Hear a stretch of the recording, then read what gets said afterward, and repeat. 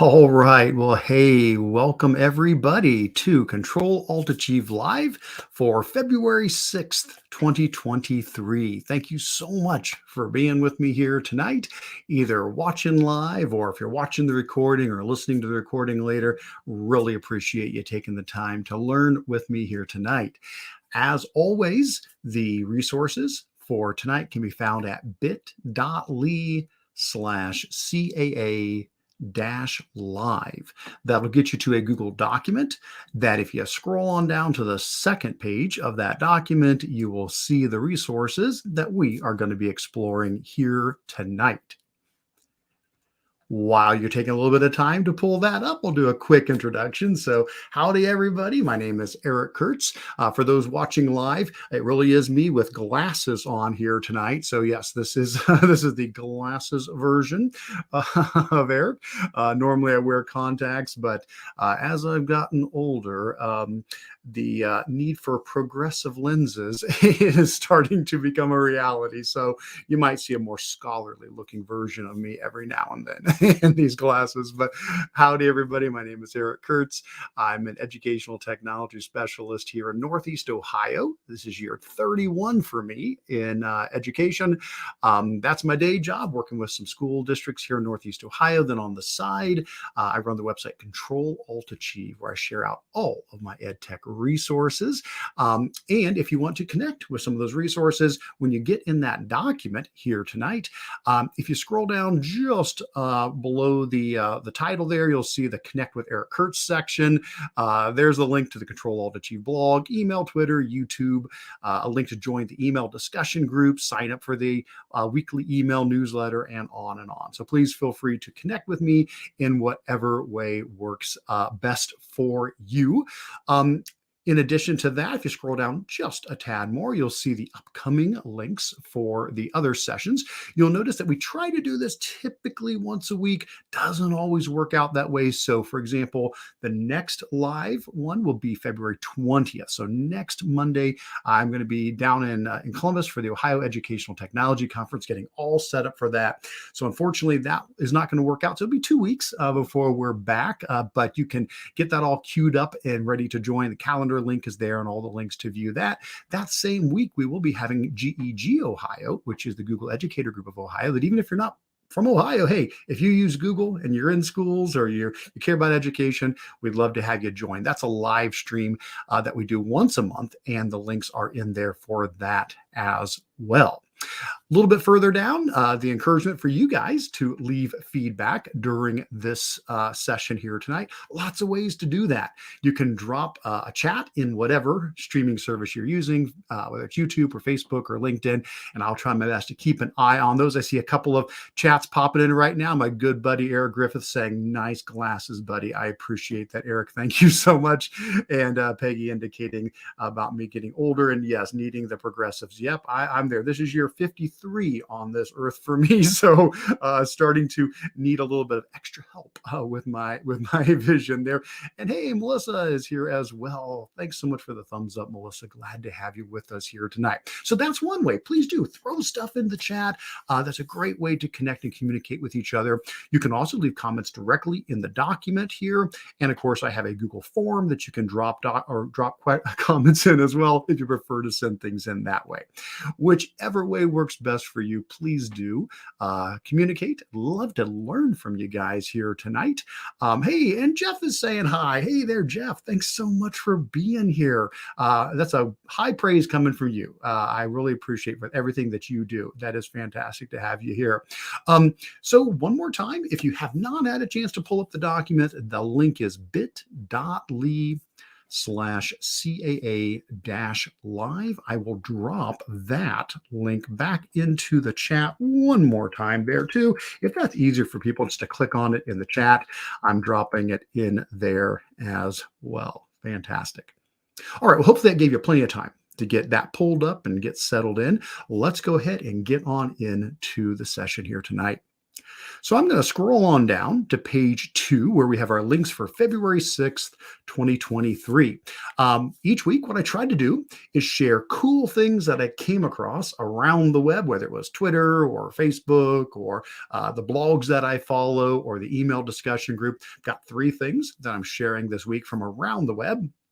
Then I like to share anything new from my blog. I do have one post, but there's a lot of resources in it. It's my Hearts and Charts new post, but it also has some additional Valentine themed resources in there. So that's what we're going to be taking a look at here in just a bit. So let's go ahead and get on into our first part of this, which is links from around the web. So the first one we're going to start off with here is ScreenPal. So let me tell you a little bit about ScreenPal. So ScreenPal is a screen recording extension. And you may say, well, Eric, okay, there's a lot of screen recording extensions out there. Why are we adding another one? Why are we suddenly putting in another screen recording extension here? And there are many great ones. I love Loom. I love Nimbus. I love Screencastify. I love the new Google Screencast tool that's built into Chromebooks. These are all great, but it's always good to be aware of other options that are out there. In this case, ScreenPal has a lot of neat things going for it that I would definitely encourage you to keep it in your toolbox of resources. It is made by Screencast-O-Matic, so that's great to begin with. They make a great product. But what's really kind of sets this one apart, first of all, it is like free for real, like really free. And it is unlimited in its usage. And that's something that's getting harder and harder to come across. There's a lot of great screen recording tools out there, but many times there's a free version that says, okay, you can only do, so many recordings a month, or you can only have it be for a very brief amount of time. This is free. If that ever changes, I'm not sure, but it's been out for well over a year now, this extension. And it is totally free and easy to use. You can record your screen. You can record your webcam. You can record both of those. You can also annotate on the screen while you're recording, and you can use fun special effects if you want, like the confetti and stuff like that, if you want to. When you're done recording, you can edit the video pretty quickly and easily if you want to. You can crop it, not just, I don't mean like trim it. Like, yes, you can trim the ends, but you can also crop it. Like you can crop down to a portion of the video. Like if you wanted to crop off your tabs across the top, or there was some information you didn't want included in there. And then that's it. When it's done, it gets saved and you got a link, and you can put that link anywhere you want. So I have been using this recently, and I've been really happy with it. I actually got I had an email in the Control-Alt-Achieve email discussion group that I responded to today, and I started typing up my response. Somebody was asking about how to do X, Y, or Z. I'm like, you know what? It's going to be much faster. just to record a video. I still typed up the basics, but I fired up ScreenPal, recorded the video, put the link in, and it was as easy as that. So let's try it out. Let's actually see how this works. If you follow the link that's here, that's going to take you out to the Chrome Web Store, where you are able to install this. You do need to sign up for a Screencast-O-Matic account, but that's totally free.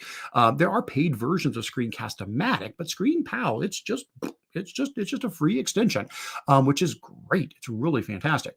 So I've already got it installed. Let's say that I want to do a quick demo of this. Now, I'm going to use my famous George Washington report. I use this one all the time, anytime I show these things. So I know you've seen it before if you're watching my stuff. But let's say I'm a teacher and I'm wanting to provide feedback for my student. I want to give them some feedback on their document. Now, again, there's 10 other reasons we could give for using a screen recording tool. I'm going to use this one because it's quick and easy to show, okay, I'm leaving feedback for a student. But like earlier, like today, like I said, I did this to teach a concept, to explain something to somebody. Students could use this very much the same, to give a verbal response, to record themselves, to put their video into a slideshow. There are so many possibilities. Anyway, we won't go down that whole road. I just want to show you the tool right now. And then, of course, if you want to chat more about how we can use it. We can do that. So the way we can use it is a couple of options. If you've got it installed, one option is you can just go to the comment box. If you go to the comment box, you will see a little teeny icon there for ScreenPal. And you can click on that and you can pop it up and you can do the recording right in the comment box. That's kind of the way they initially described this tool, was that if you want to leave a video comment, any text box you find online, if it's a comment box in Google Docs or Classroom or really any website, it's not a Google specific thing, you can just click right in the comment box, right in the text field, do your recording, and boop, it'll drop the link right into that text box there for you. Now that's fine, but you can also just come down to the bottom corner and you see in my bottom left-hand corner, there is the ScreenPal button as well. And so it's up to you as to what's going to work best for you. So in this case, let's say I just want to give some feedback to my student here. What I can do is say, okay, I've got my microphone on, my camera. I don't have to have my camera on. I can turn that off if I don't want that on. And then do I do my browser tab or, the full screen or whatever? We'll just leave it on the browser tab there as well. And that's pretty much it. At this point, I can just go ahead and hit the record button. It's going to say, what do I want to record? This is popping up on the other screen here. So sorry, I guess I could drag this. No, I don't think I can drag it over. Okay, so just be aware. I am on another screen. I am telling it what I want to record. And now it is doing the countdown there. And so there we go. So now I can say, hey, student, I want to give you some feedback on your document here. Maybe I want to give them, some feedback on their verb tenses or misspellings. As I go down through here, it's recording the screen, it's recording my voice, it's recording my webcam, and it does have some annotation tools. Like down here, there's a little pencil button. If I click on that, I can turn on annotation tools here. Maybe if I wanted to come in and start circling things or underlining things. And of course, I can come down there and clear that out as well if I don't want that. And then, let's see. See if I remember. I got to remember the right keyboard shortcuts. I believe Alt 1, 2, and 3 are the special effects. So let's see if I do Alt 1. There it is. So there's the confetti coming down there. So Alt 1, 2, and 3 give you some special effects in there. And that's it. When it's all done, I'll just come here and I'll click. And so there we go. So now I can say, hey, student, I want to start doing the video so I can watch the video there. If I want to trim it, I just click on the little scissors there and I can trim it up, whether it's saying, okay, let's cut off a little bit of the beginning. I could say, let's go here and trim off a little bit of the beginning.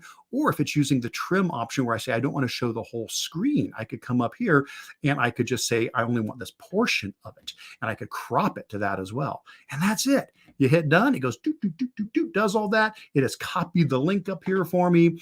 Now that that link has been copied, I can just go ahead and paste it into the document, maybe come here and say, here is my video feedback for you. And then I can just put that link right in there.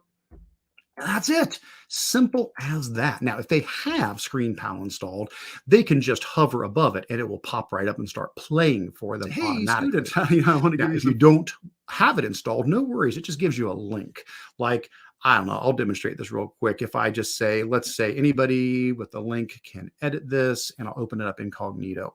So let me just pop this open incognito here so you can see what I mean. If I go incognito where I don't have the extension installed, it just provides a link. If somebody comes in and clicks on the link, that opens a new tab, and then they can play the video. Simple as that. Hey, student, I want to give you some video. So super easy to use, very intuitive, free, so all that stuff all together, really, really happy with that. So I've been trying it out, been using it, been happy with it so far. It's always good to have another tool that does these sort of things. Like I said, a rising tide lifts all ships. So, when one company adds some of these features, then other companies hopefully will respond. It'll help everybody to continue to improve their products. So let's pause there for a moment. I see some comments popping in there. Melissa loves the cute effects. I agree. And yeah, the unlimited. I believe the only limit I think is in there. And if I'm wrong, please correct me. I believe it's a 15-minute recording limit per video, but no, you can do as many as you want. Peggy's saying that is a super easy to use screen recorder. I agree.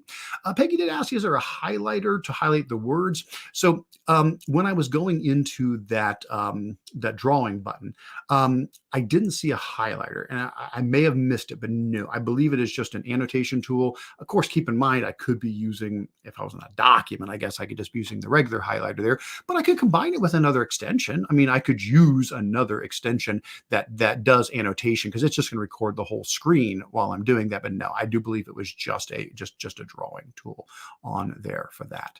But anyway, there you go. So check out ScreenPal. I'm definitely keeping it in my list of tools. Oh, I did see one more comment there. Sorry, Peggy, I missed that. There's so many screen recording options, never know which one to use. Maybe sometime do a session comparing the different screen recording tools. I agree. I think that'd be great. I will give a shout out to my good friend Jake Miller.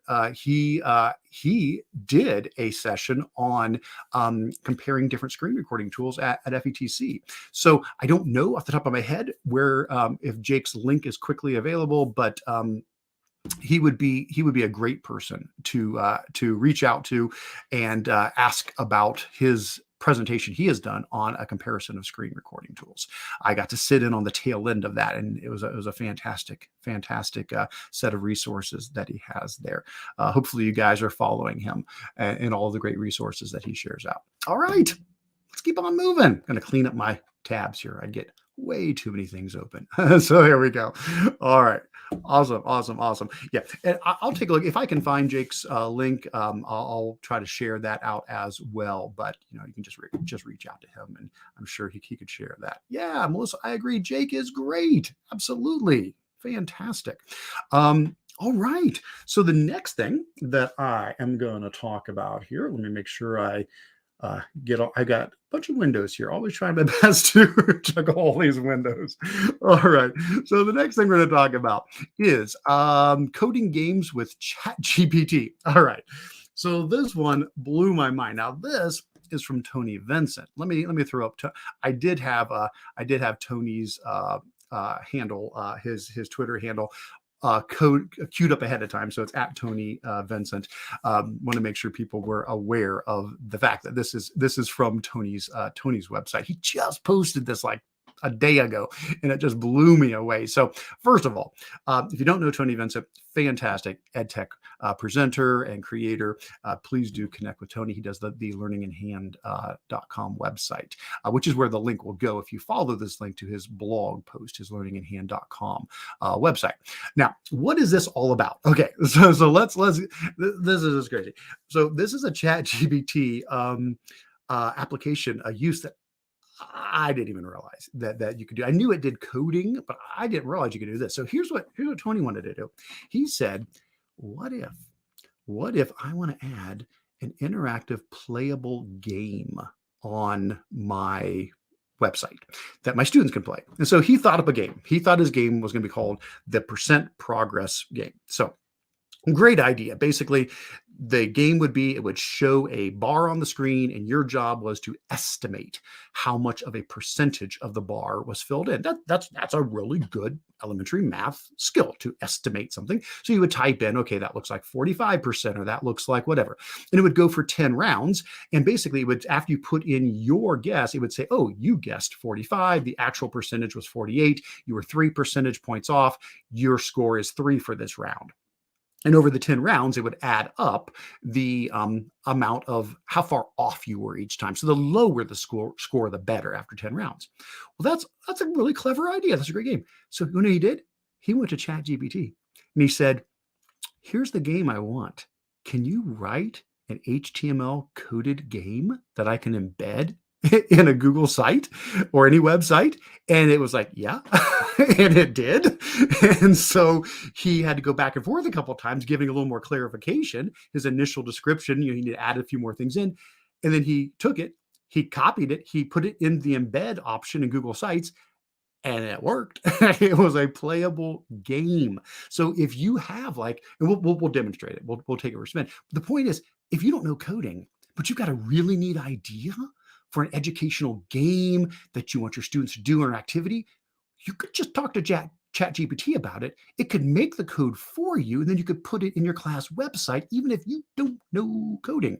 And so that is so cool. So that's basically what happened. Was he talks through in this whole blog post about how he explained what he wanted, how he went back and forth, how he took it and he put it in here. And so when it was all done, this is it. This is the website, and it says guess the percentage. So like we could look at that and say, oh, I don't know. That looks like, let's say maybe 19%. Oh my gosh, look at me. No, I did not cheat. I did not cheat. That was a lucky guess. So so my score, of course, is 0 because, okay, how about this one? 22%? 26. Okay, I was off by 4. Okay.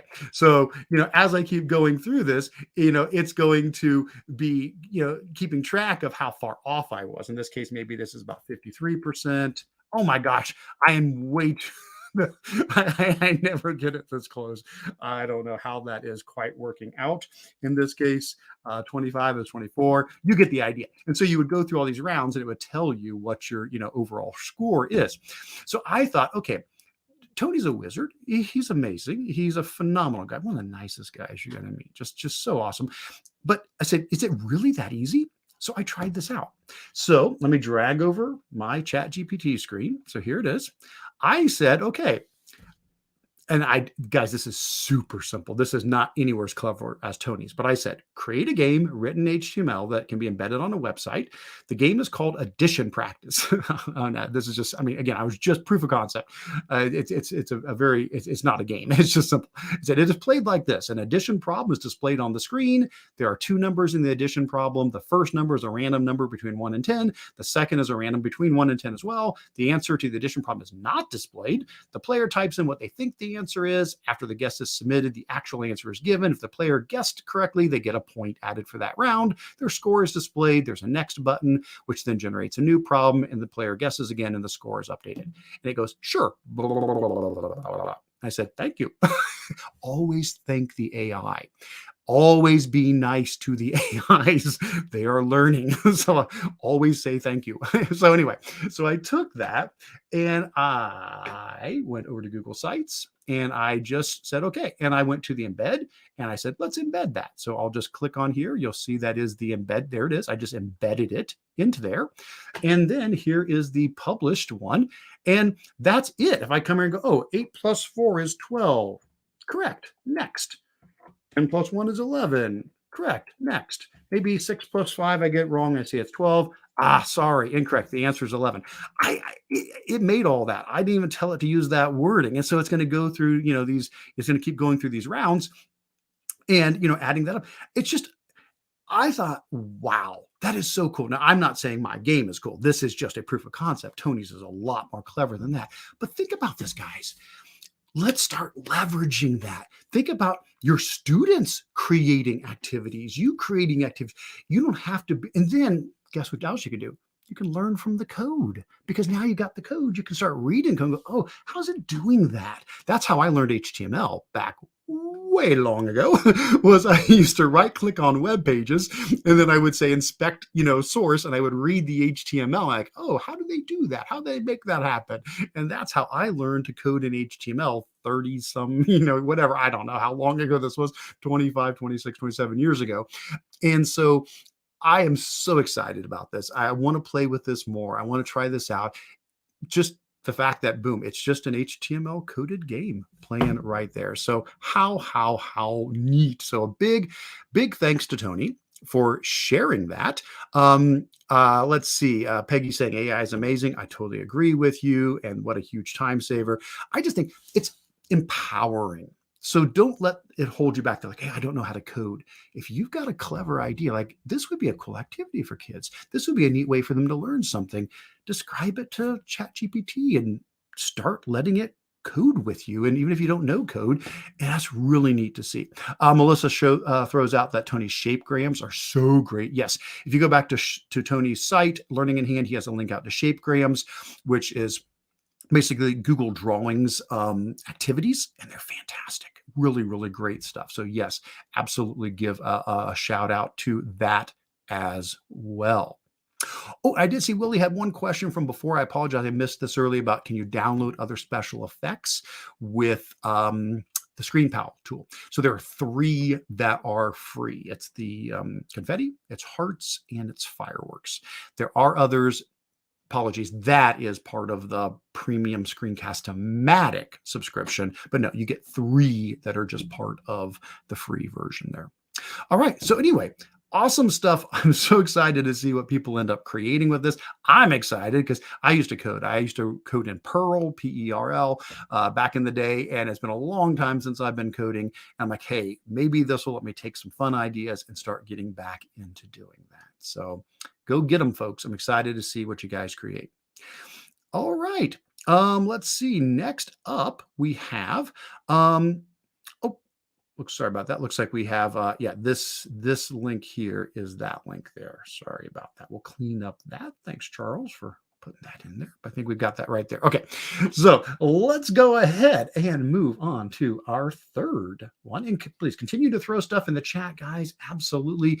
Keep on throwing stuff in there. Want to see what else you guys have to share. Okay, so the last one that's from around the web before we head into my share for my blog this week is Save Image As PNG JPEG. Okay, so this one is just a little helpful thing. I hope this helps you guys. It's helped me. Basically, there's been a change over the last couple of years for sure, but probably the last 5 years, it's really been happening a lot lately. Moving away from JPEGs and PNGs and GIFs on websites to another format, which is called WebP. Well, which stands for web picture format. This is something that Google helped develop years ago, and I think it's like a 10-year-old format now.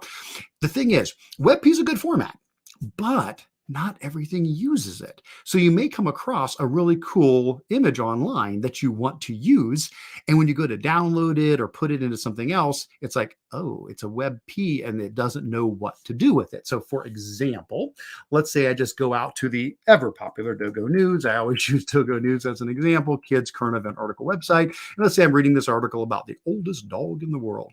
And let's say I want to take this picture and use it. Now, again, as always, I will just as a blanket statement say, use images responsibly, comply with the copyright, comply with proper citation, fair usage. Just saying that right off the top of the head, make sure you are using images properly. But let's say, I'm go to Google Slides and I want to put this picture in my Google slideshow.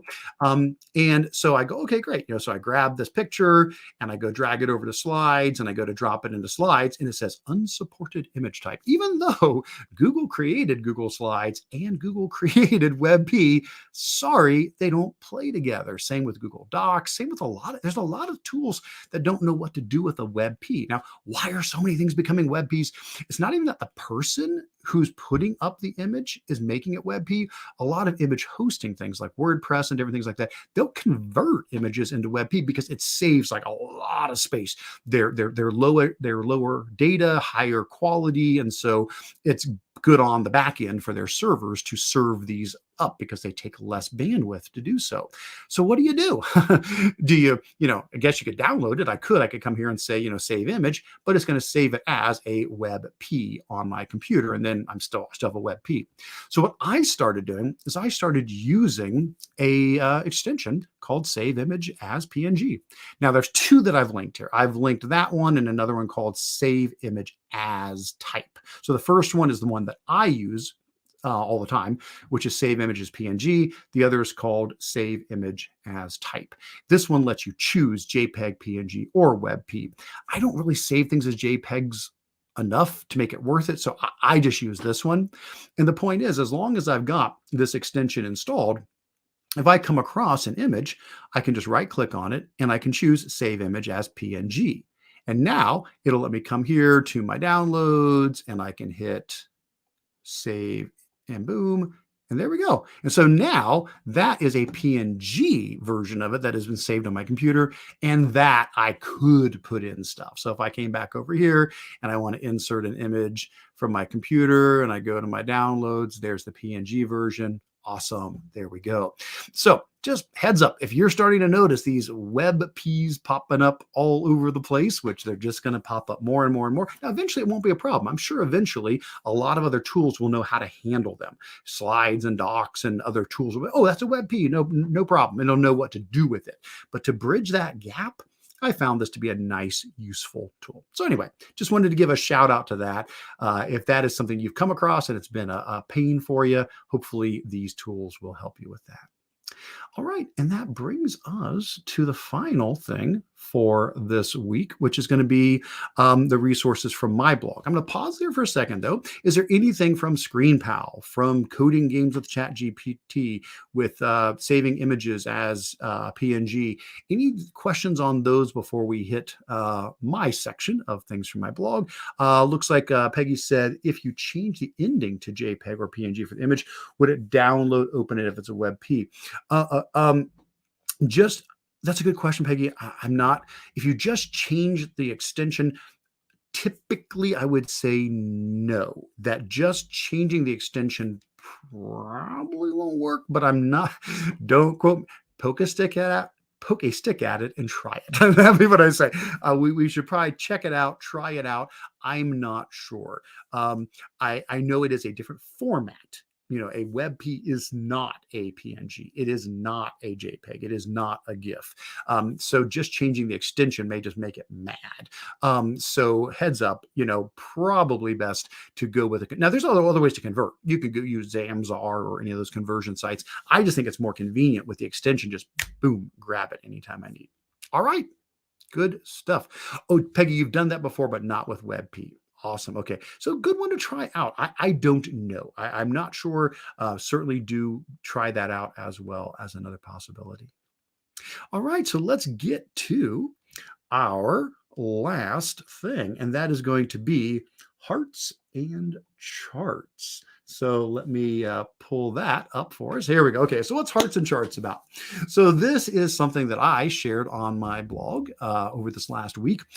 If it looks familiar to you, you might be familiar with Skittles and Sheets that I did back around Halloween time. It is the same basic concept, but adapted for conversation hearts that come out around this time of year.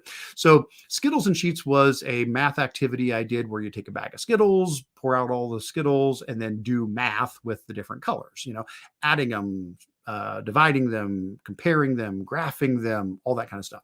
Well, somebody wrote me and said, hey, Eric, do you have one for Valentine's Day? And I said, no, I don't. And I thought, that would be a great thing to do. Why don't I take Skittles and Sheets and convert it? And so I thought, well, sure, hearts and charts. That makes sense. So let me show you how this works. So this is a math activity. I'd say probably elementary. I would shoot for elementary. I mean, you could do it with any grade, but the level of the math that I put into it would be elementary math. Now, if you want to take it and do more stuff with it, go further, yeah, have at it, you know, add on more, you know, more data analysis.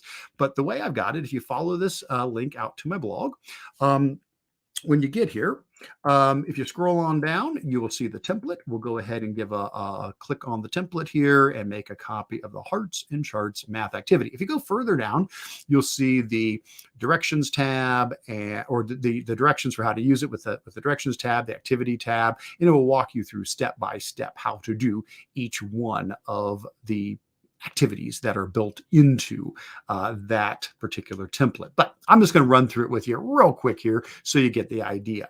And I'm going to zoom in a little bit on it so we can see it a little bit easier. So here you go.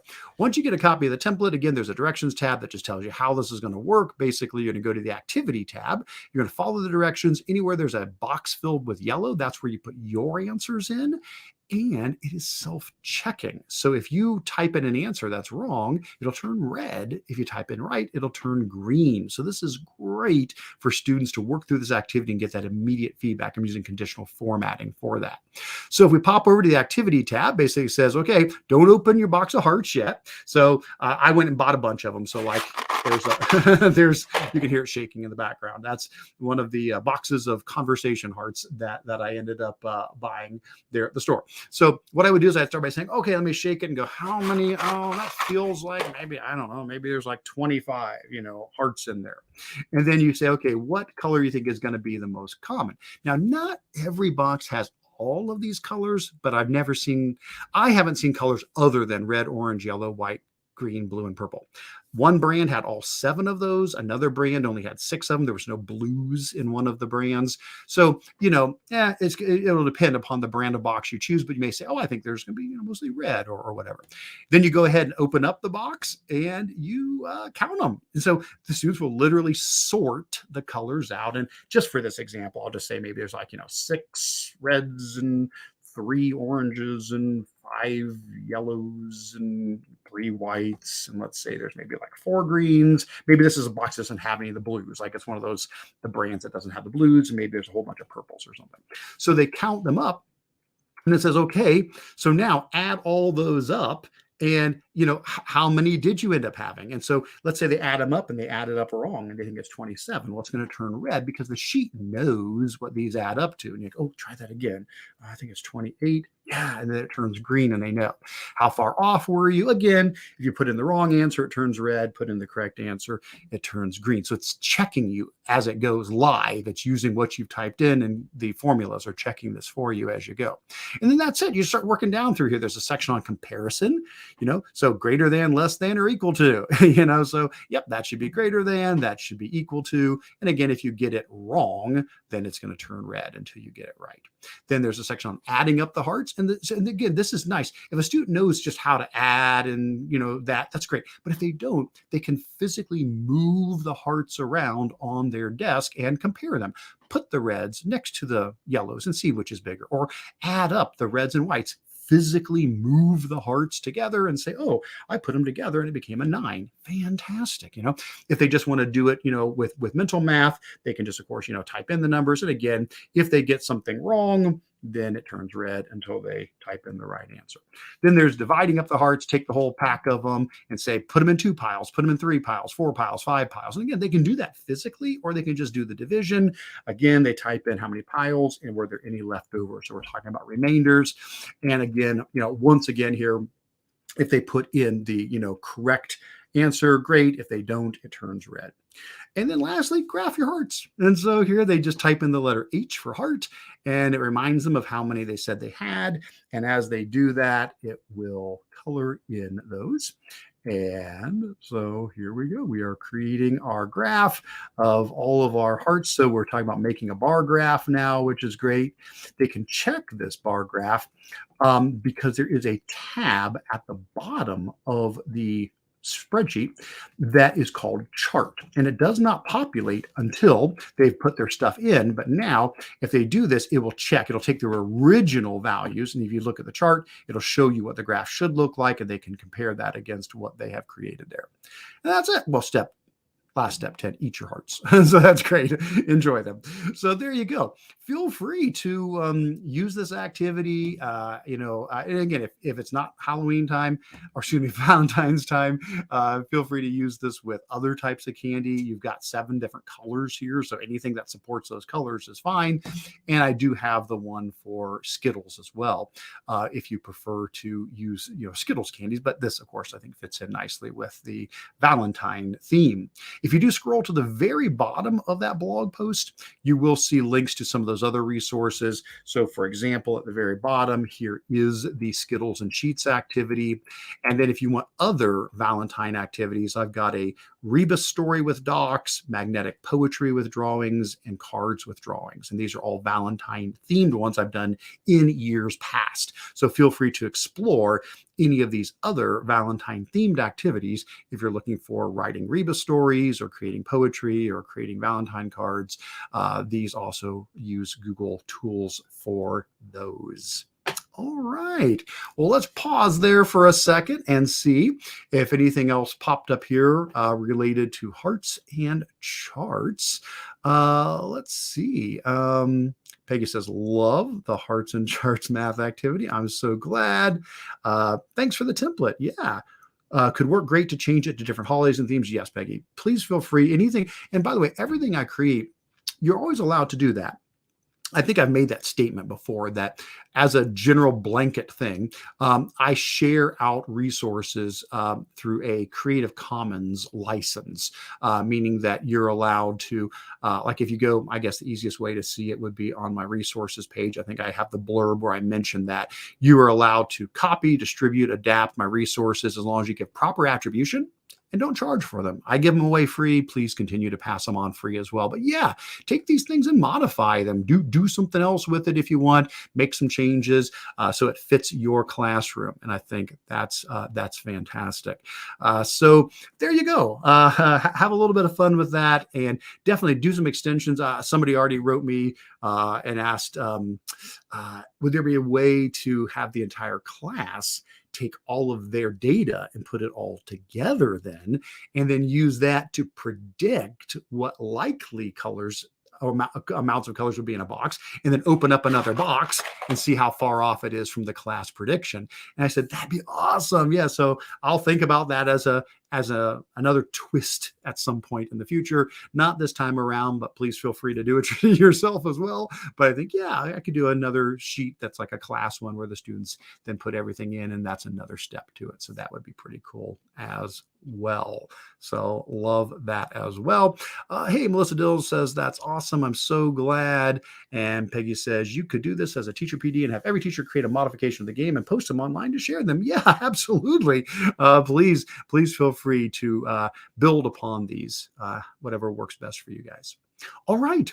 Well, I think that is going to get us to the end of our resources for this week. The reason why we won't have a live stream next week is because of something I mentioned last week, which is my OETC sessions. So if you look at the one from January 30th, I do have a link out to those. I will be down in Columbus, Ohio, just about 2 hours down the road from me here next week for OETC. If you are coming to that, I would love to see you there. Here are the different sessions that I'm doing.